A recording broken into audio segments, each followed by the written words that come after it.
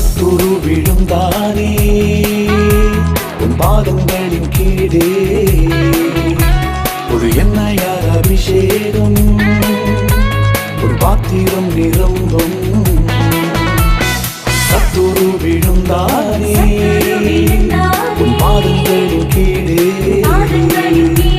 ஒரு எண்ணெயார் அபிஷேகம் உன் பாத்திரம் நிரம்பும் பெரும் பந்தியின் நடுவிலே உன் தலையை உயர்த்துவான்